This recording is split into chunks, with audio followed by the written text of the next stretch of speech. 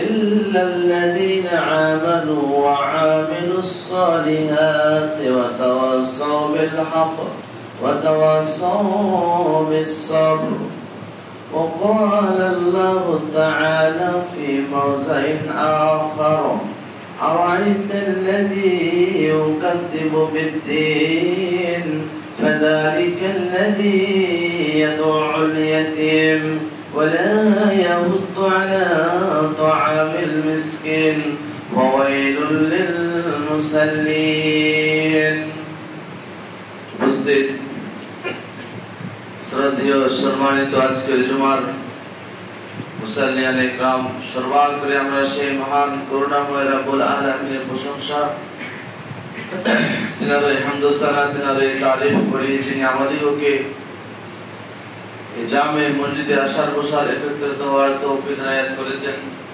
শুকরিয়া মিলে একবার উচ্চ স্বরে বলি আলহামদুলিল্লাহ। তারপরে পরে আমাদের ধর্মের গুরু, ধর্মের নেতা, সর্বকালের সর্বযুগের সর্বশ্রেষ্ঠ মহামানব জনাবে মুহাম্মদুর রাসূলুল্লাহ সকলে বলি সাল্লাল্লাহু আলাইহি ওয়াসাল্লাম, তিনার প্রতি সহস্র শান্তির ধারা বর্ষিত হোক। আল্লাহুম্মা সাল্লি আলাইহি ওয়া সাল্লিম বারিক আলাইহি। আমি আপনাদের সম্মুখে পবিত্র কালামুল্লাহ থেকে দুই জায়গা থেকে দুইটি সূরা তেলাওয়াত করেছি। সে আয়াতকে কেন্দ্র করে আমি আমার সংক্ষিপ্ত বিবরণ তুলে দেওয়ার চেষ্টা করিব ইনশাআল্লাহুল আজিজ। ওয়া মা তৌফিক ইল্লা বিল্লাহ, আলাইহি তাওয়াক্কালতু ওয়া ইলাইহি উনীব।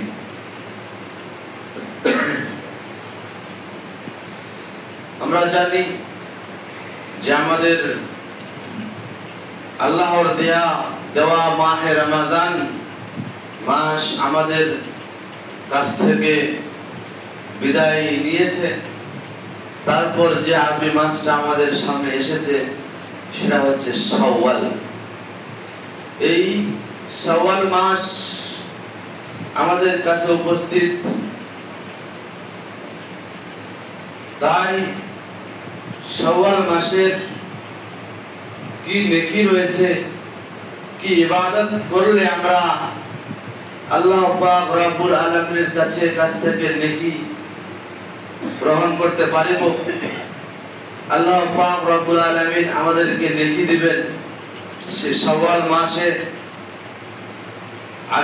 তার আগেই জানা যায় যে রমজানুল মুবারক এই মাস আসলেই মানুষেরা ইবাদতের দিকে, আল্লাহর জিকির আজকারের দিকে এগিয়ে আসে, ঝাঁপিয়ে আসে। কিন্তু রমজানুল মুবারক মাস বিদায় নিলে তারা দূরে সরে যায়। তাহলে এই ইবাদতটাকে বলা হচ্ছে মৌসমকৃত ইবাদত।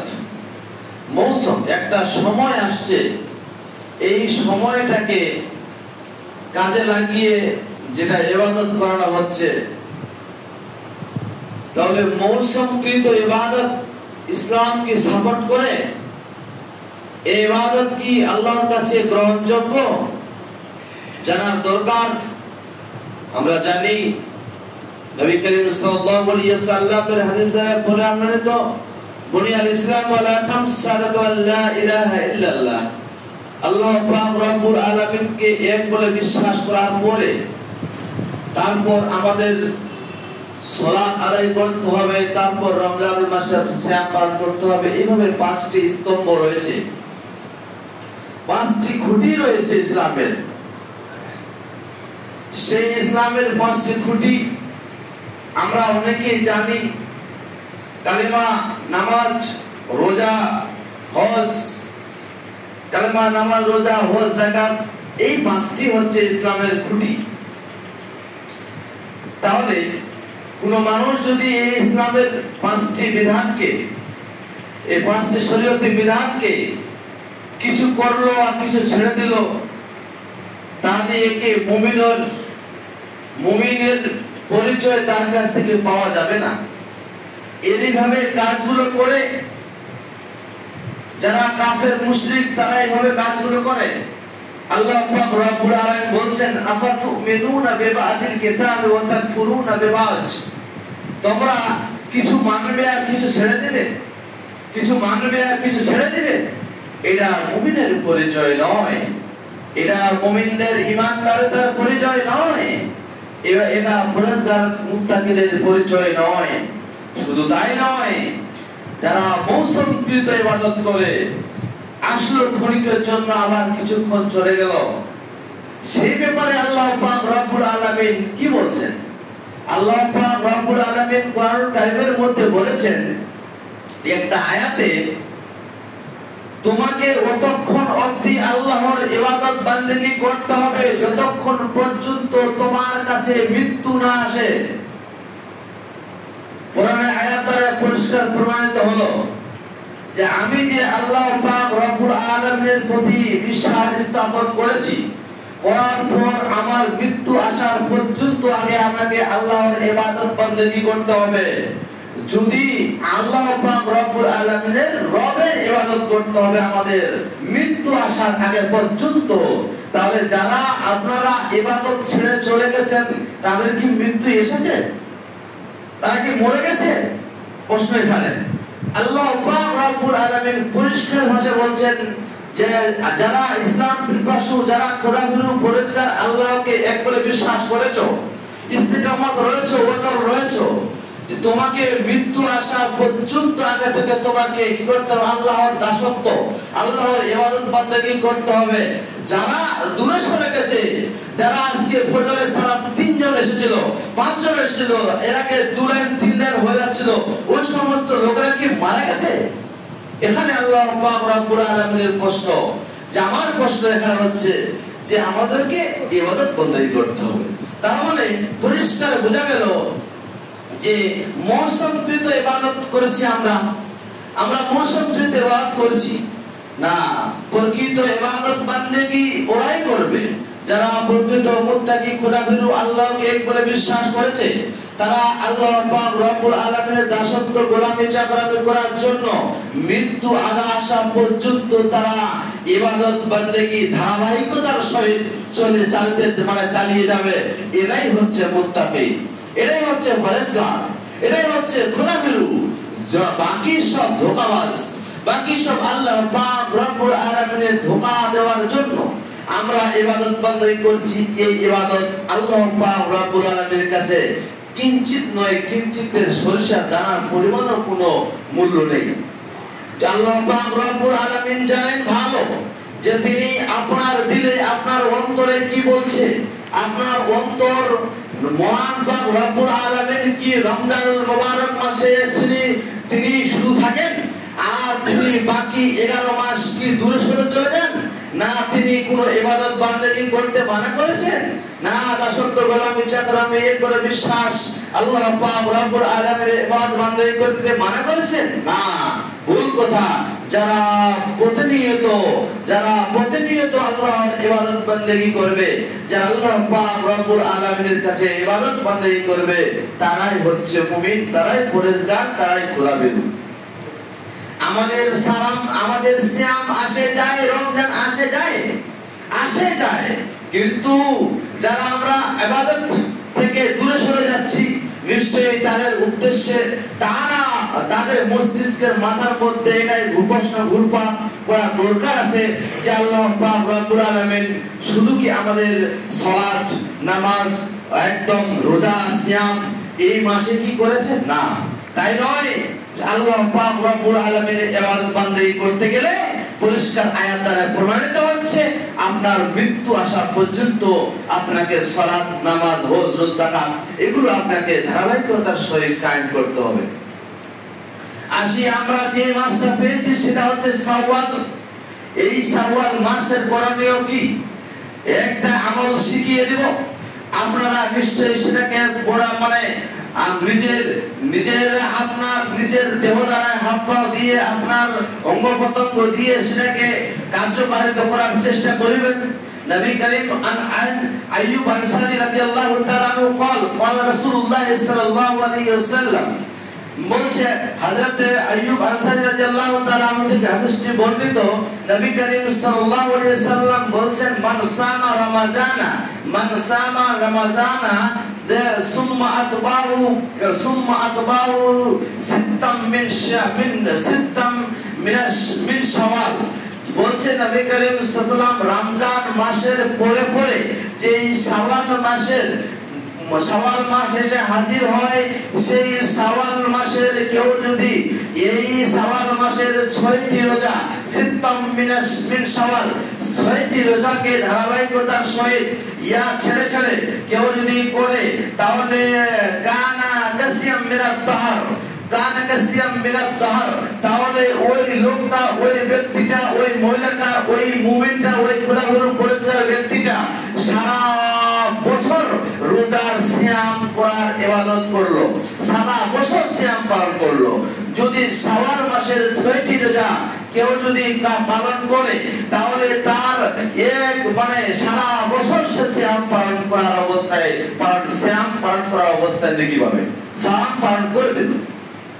তারা বোঝা যায় যে হাদিস দ্বারাই, হাদিস মুসলিম শরীফের, নবী করিম সাল্লাল্লাহু আলাইহি ওয়াসাল্লাম হাদিস মুসলিম শরীফের আসছে, সেই হাদিসটা তাহলে আমরা বুঝতে পারলাম কোন ব্যক্তি যদি শাওয়াল মাসের 6টি রোজা করে, সে ঈদের পরের দিন থেকে করতে পারে এবং কেউ ছেড়েও করতে পারে।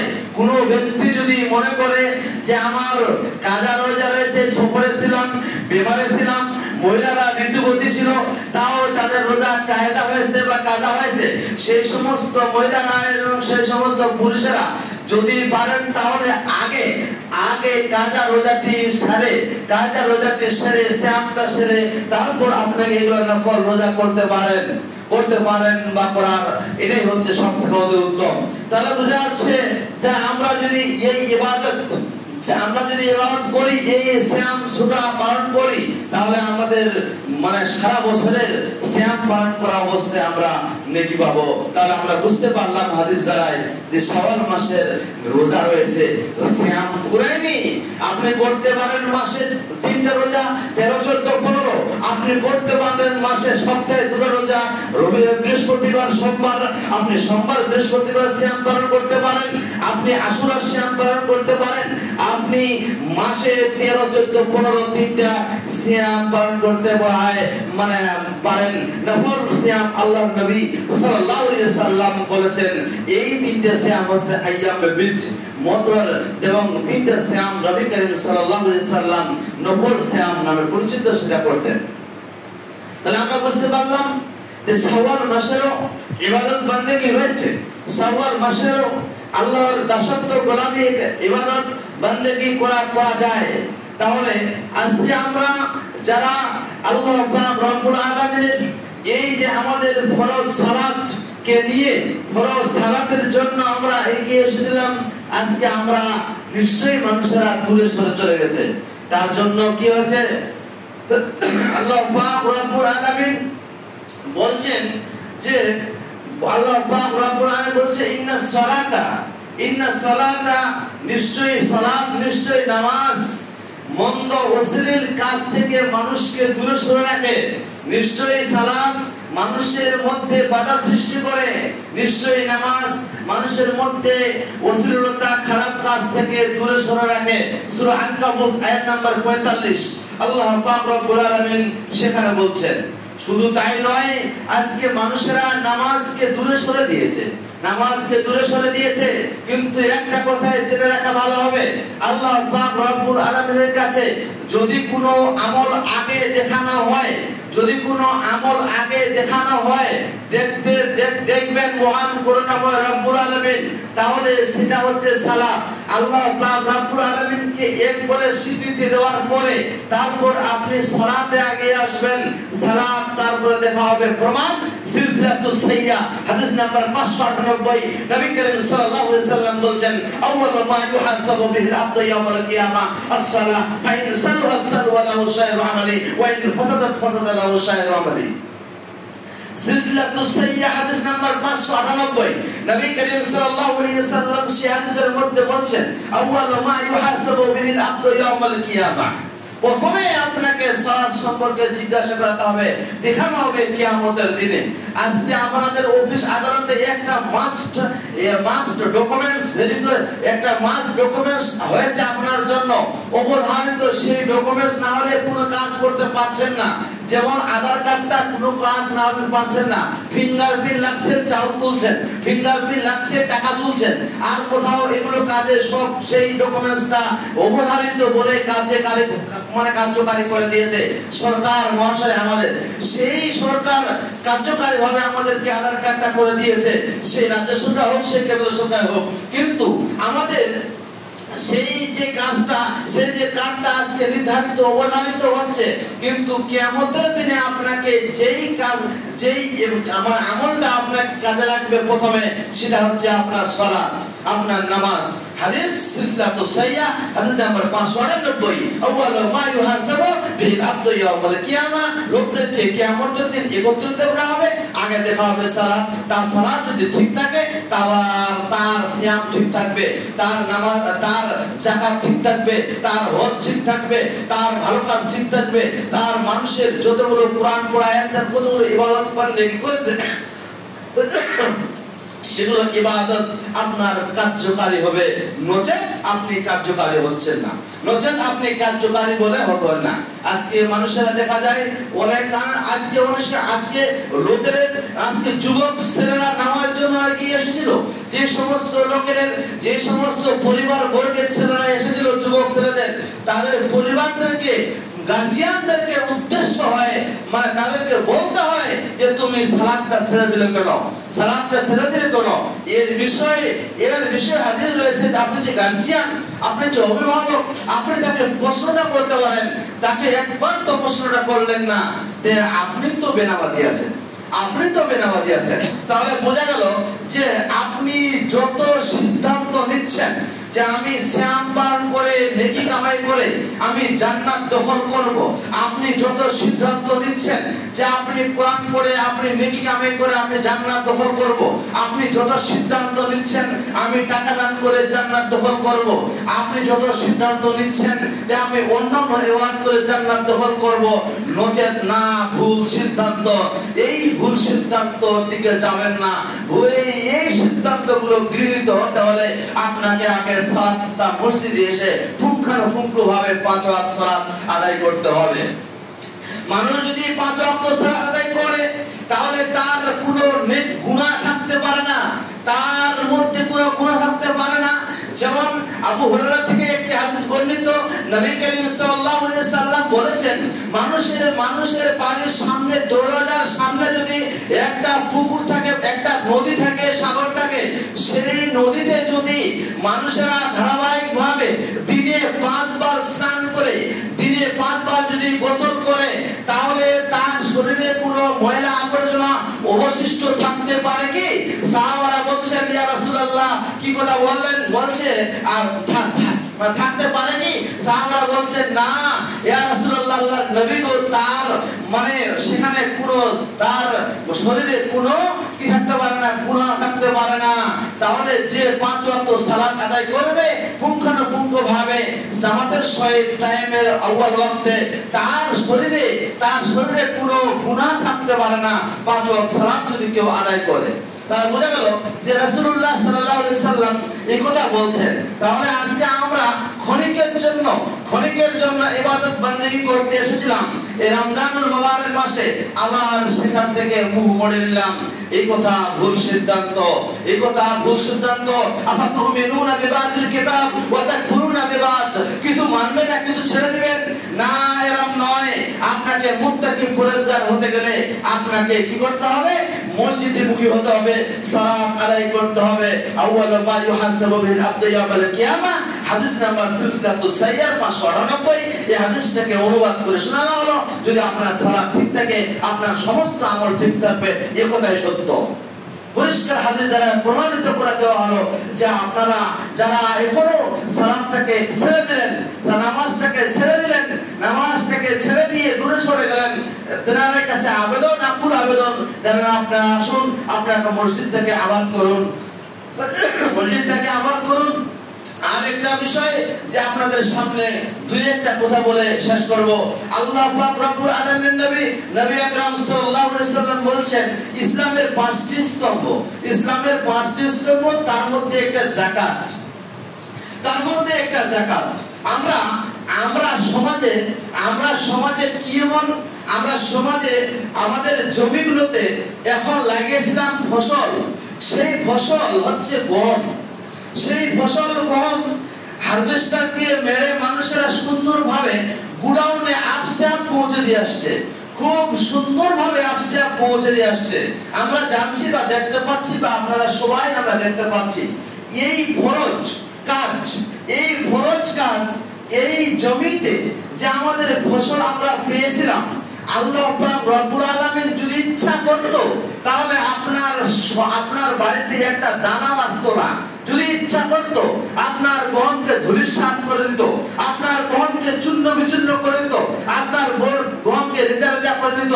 যেমন ধরে নেন আজ থেকে 5 বছর আগে একটা ছোট্ট বন্যার মতো হয়েছিল, যে সবাই গম ডুবে গেল, গমেই নাই, বাড়িতে আসতে পারছে না, বাড়িতে গম আসলো না। তাহলে সেভাবে গজব আল্লাহ পাক রব্বুল আলামিন নাজিল করতে পারে। তাহলে বলতে চাচ্ছিলাম যে আমরা আজকে মুসলমান যারা মুসলিম বলে দাবি করে, মুত্তাকি পরিষ্কার বলে দাবি করে, তারা কিভাবে সুন্দর করে হারভেস্টারে কেনে আর আপসে আপ গুডাউনে পৌঁছে দিয়ে আসছি। এতে আপনাদের মনে কোনো দ্বিধা হচ্ছে না যে আমাকে ওষুধটা বের করতে হবে? আপনার পানি দ্বারা যদি ছেঁচা হয় তাহলে 10-20 মণ 1 মণ। আপনার একটা ওষুধ আছে, ওষুধ শব্দের অর্থ হচ্ছে 10 ভাগের 1 ভাগ।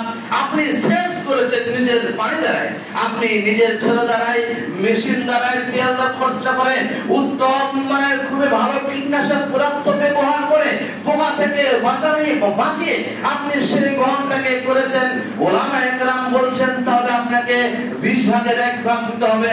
আপনার বাড়িতে যাদের ওষুধটা আজকে নিসাব বরাবর হয়ে যাচ্ছে, আপনারা সুন্দর করে কি করে গুডাউনে পৌঁছে যাচ্ছেন। আপনি ভাবছেন যে আমি সালাত আদায় করে, আমি নামাজ পড়ে, আমি রোজা করে আমি জান্নাত দখল করে নেবেন? অসম্ভব, এটা সম্ভব নয়, কোনোদিন হতে পারে না। নবী করিম সাল্লাল্লাহু আলাইহি সাল্লামের হাদিস কোনোদিন মিথ্যা হতে পারে না। আপনার কাছে আল্লাহ পাক রব্বুল আলামিনের কাছে যদি আপনার ইবাদত গৃহীত হতে হয়, গ্রহণযোগ্য হতে হয়, আপনার দোয়া কবুলের জন্য, আপনার ইবাদত কবুলের জন্য যদি গৃহীত হতে হয় মহান করুণাময় রব্বুল আলামিনের কাছে, তাহলে আপনাকে গেজাটাকে, আপনাকে দানাটাকে আপনাকে হালাল করতে হবে। আপনি যদি আপসে আপ গমটাকে গুডাউনে পৌঁছে দেন, তাহলে আপনার শরীরে কি দানাটা হালাল ঢুকেছে? প্রশ্ন আপনাদের কাছে, প্রশ্ন। যারা সুস্থ মস্তিষ্কে সুন্দরভাবে গমটাকে কেনে, অথচ তাদের নিসাব পরিবর তাদের ওসর ফরজ হয়ে গেছে, যারা তেমনি সুন্দরভাবে কেটে দিয়ে ফেলে দিয়ে আসছেন, তাদের কি ইবাদত কবুল হবে? তাদের রক্ত মাংসগুলো হালাল পরিষ্কার। আমরা বুঝতে পারছি যে আমাদেরকে ওষুধটাকে দিতে হবে, এ কথাই সত্য। আপনাদেরকে সচেতন করে দিলাম, আমি সচেতন করার মানুষ, সচেতন করে দিয়েছি যে আপনারা সাবধান হয়ে যান, যে আপনারা যারা এইভাবে কাজ করতে যাচ্ছেন ওষুধ জাকাত থেকে দূরে সরে রয়েছেন, ঠিকঠাক করে সিদ্ধা দিয়ে আপনার 5 পয়সা দাম নেই। বলতে যাচ্ছিলাম আল্লাহ পাক রব্বুল আলামিনের কাছে ইবাদত গ্রহণযোগ্যের মধ্যে হতে হলে আপনাকে খাওয়াটা হালাল লাগবে, এ কথাই সত্য। আপনার খাদ্য হালাল লাগবে, এ কথাই সত্য। যাই হোক, আল্লাহ পাক রব্বুল আলামিনের দোয়া করি আল্লাহ পাক রব্বুল আলামিন যেন আমাদেরকে এই কথা বোঝার তৌফিক দান করে।